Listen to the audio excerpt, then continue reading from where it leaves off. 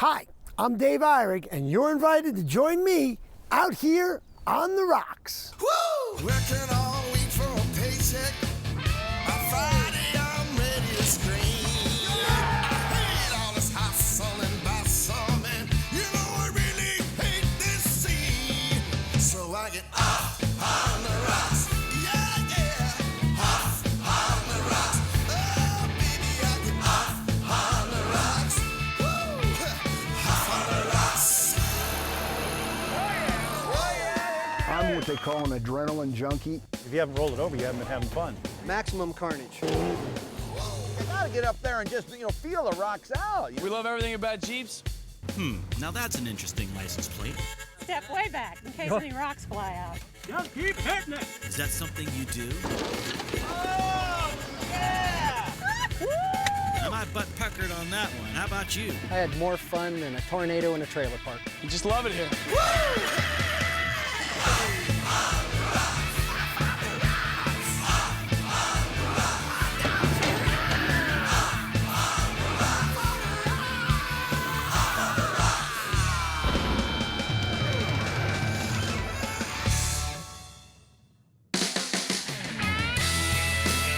You're about to meet a group we like to call the Dirty 30.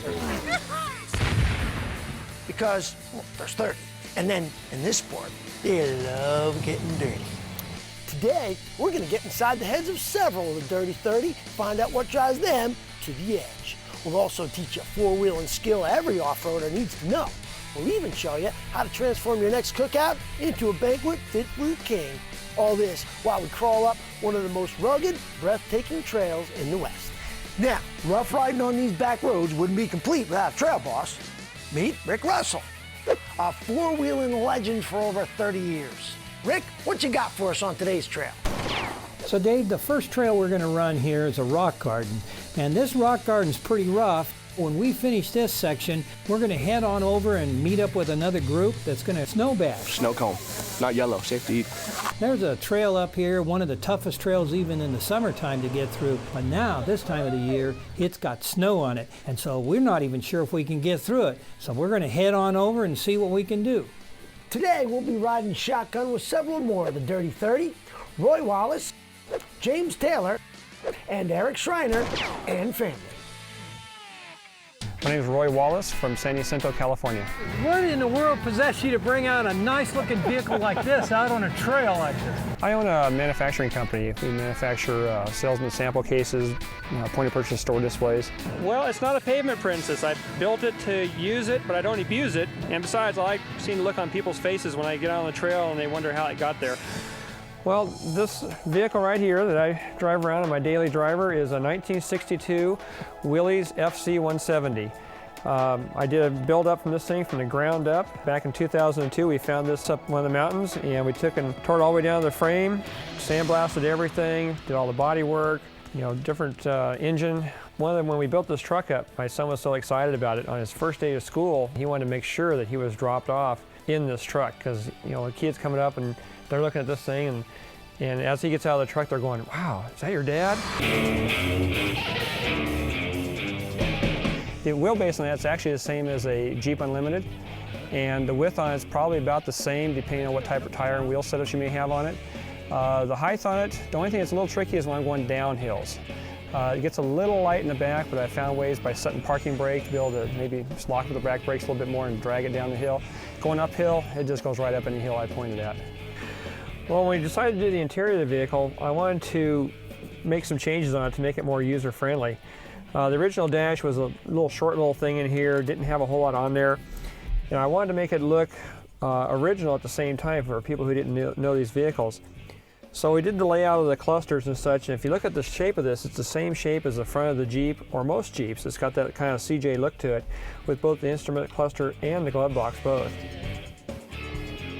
This one here, we've got a 700 R4 transmission. Picked that transmission because it has a low first gear, but yet it gives me a good freeway speed also. And then we've got a Dana 18 behind that, which gives me lower range gearing. The seats, I believe these came out of a Dodge Caravan. Well, another cool thing about my truck too is I can take and stop and push this button and open this thing up, and right here's my engine. I can check my transmission fluid, I can check the oil, check the water, check power steering.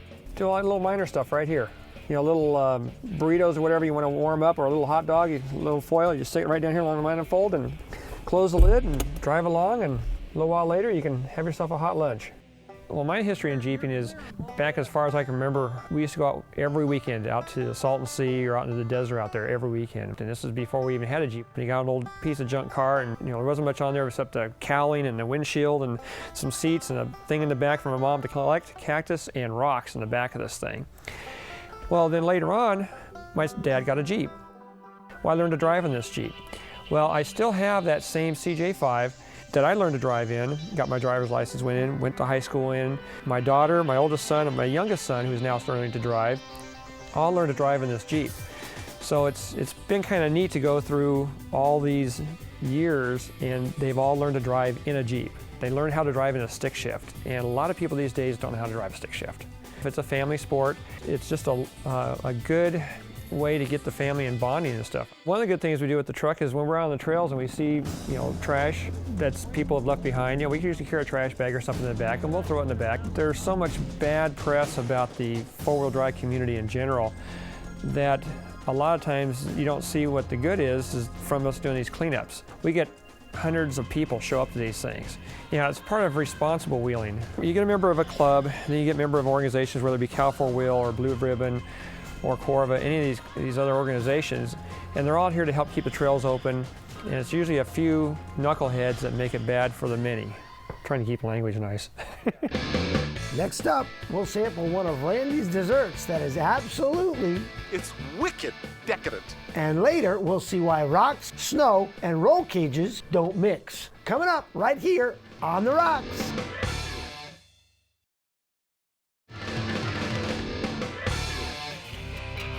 Rick, do you have a tech tip for us today? I do. Everybody doesn't need a welder on their vehicle, but I'd like to talk to you a little bit about why you might have a welder. If you're going on a family picnic with your kids and you're running graded dirt roads on the forest, you're probably not going to break anything, so you'll be back to safety and the security of civilization pretty quickly. But if you're going to pound your vehicle on the rocks, just bang, bang, bang, then something's going to break, and when it does, it's really nice to be able to weld it on the spot and get that vehicle back on the road. Have you seen anyone actually use one of these things? In fact, we used it twice yesterday.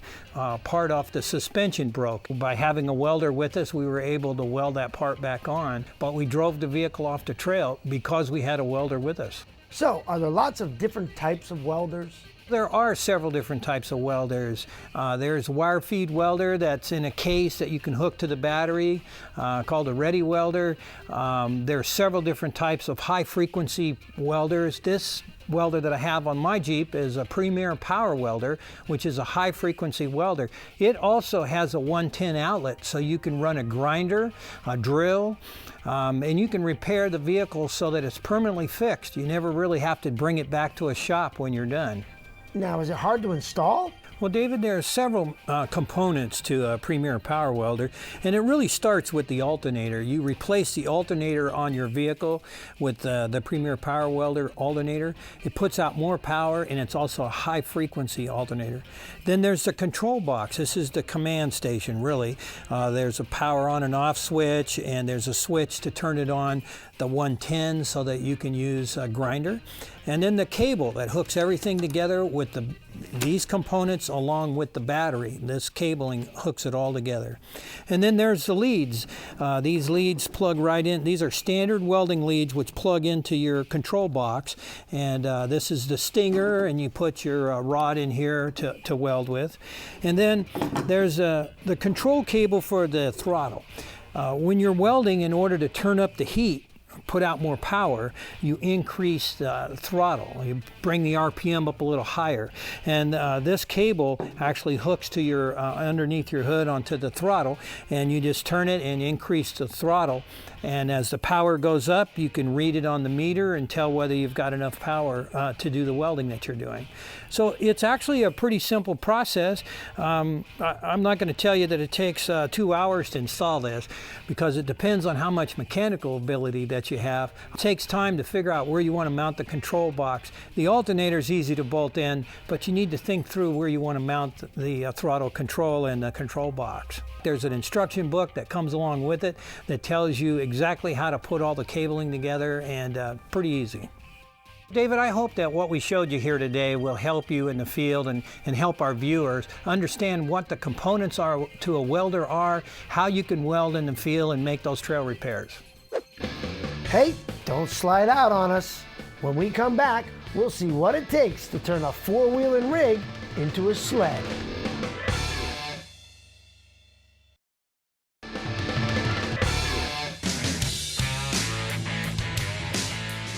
We've made our way through Big Bear Lake, Holcomb Valley, and on out to the John Bull Trail. This trail I've run many times, but it's always been dry. Today it's winter time, it's got snow on it, and even though it's one of the 3 roughest trails, it may not even be passable this day. The Holcomb Valley area was heavily mined in the late 1800s. There were about 7 old towns in Holcomb Valley and the surrounding area. And we've made our way up here to the top of the ridge, so I think we're going to have a good time with this group. Before the run-through, a couple of our Dirty 30 had some questions about a previous episode they'd seen with Stumpy in Hollywood, who just happened to be along today. Now, didn't this Jeep break out in the mud pit?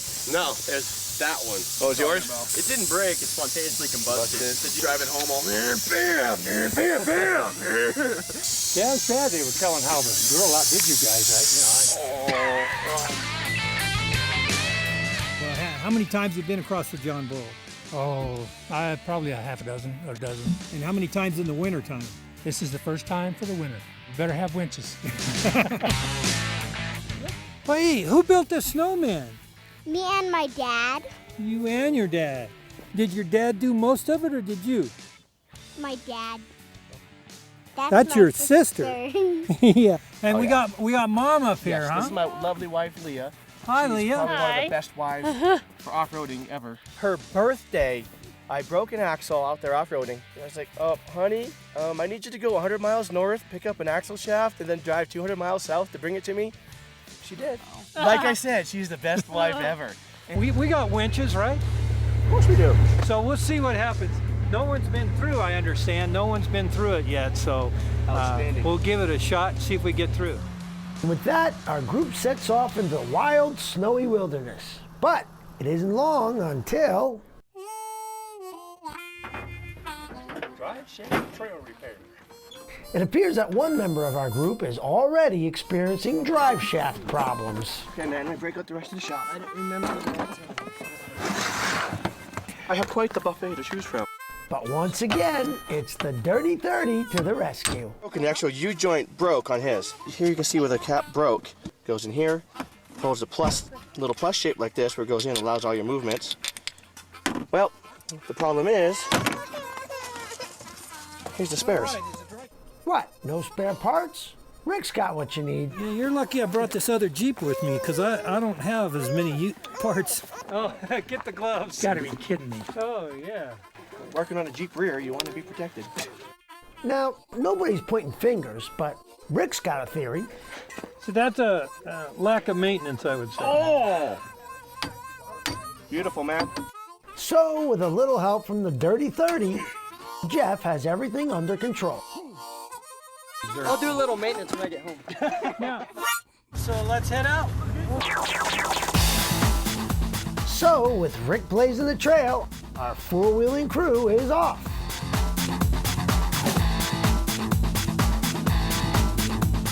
But before long, the infamous John Bull Trail has claimed yet another victim. So what's going on here? Yeah, there's a slice through the sidewall. So now, Jeff is obliged to return the favor and help the guy who just helped him.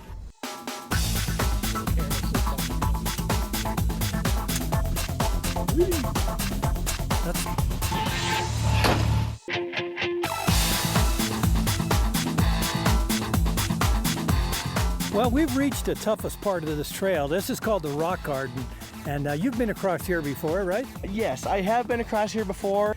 We're going to be sliding, into rocks rather than over them, and I would definitely expect to see some body damage when we go up on these turns. Oh, I'm all for it.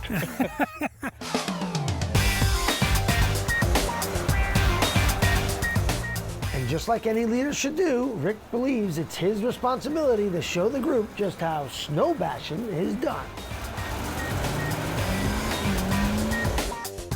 Now Hollywood's thinking, if it's that easy for Rick, this thing's gotta be a piece of cake.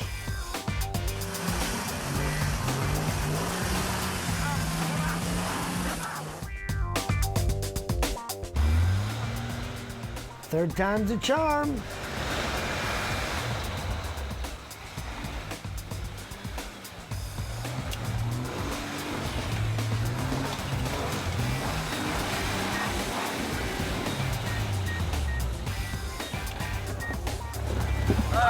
Hey, well, what happened? I'll tell you what, man, I attack geared that and it didn't work this time. I'm trying. You're gonna get out of the way. So, with Hollywood safely off the trail, Stumpy figures he's got what it takes. Or not.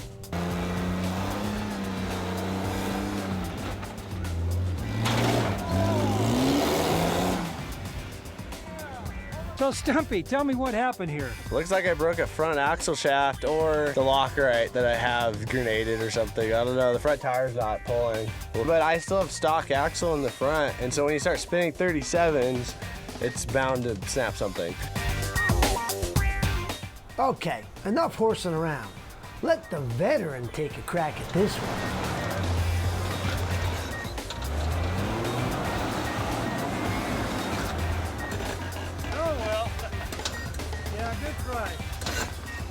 I saw you bouncing around in there. What happened? Oh, I hit that one big rock and it slammed me sideways, and I hit my head on a roll bar. I'd like to ring my bell right there. So, and that ring your bell so you decide that this is enough. that was enough. Is there anybody who can conquer this hill besides Rick?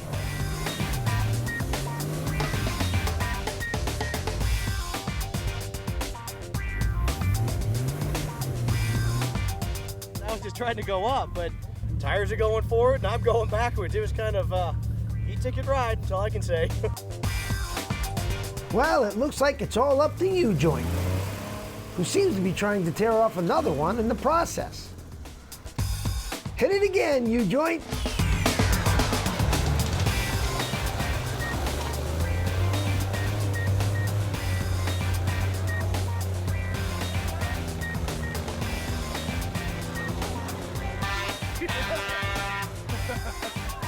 So that took you a couple of times, but you finally made it, huh? Yeah, it's slick out there and it's really slippery, steep hill. And even without the snow, this is a good boulder crawl going up this. You and I guess, are going to slide back down, huh? Well, it sounds good. I mean, and it'll be a ski ride for sure.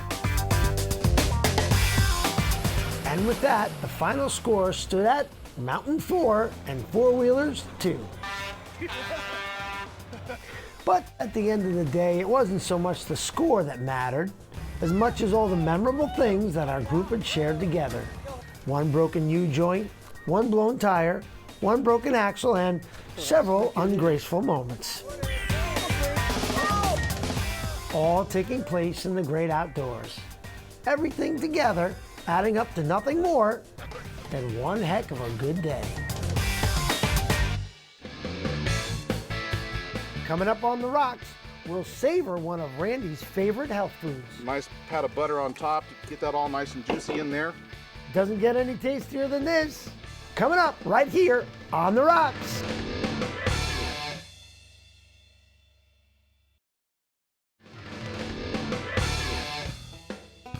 Well, after a hard day of wheeling on the trail, and after an awesome meal by Cookie, how about some wicked delicious apple cinnamon turnover. What I've got some cinnamon bread. I've already buttered one side and put them into my pie plate. It's so easy, so simple. After around the campfire, especially at night, we make these. Slice up some apples. I try to make it thin so it'll cook a little faster. If you like your apples crunchy, you can slice them a little bit thicker. It won't be done clear through, but it will have that crunch. Then I add, of course, I love sugar, a little sugar and cinnamon mix, but then a little more cinnamon for my personal taste. That's what's great about when you get to cook it. You can cook it the way you want it. Brown sugar on top, and then we, of course, nice pat of butter on top to get that all nice and juicy in there. I don't think I've probably got a couple arteries that haven't clogged up yet.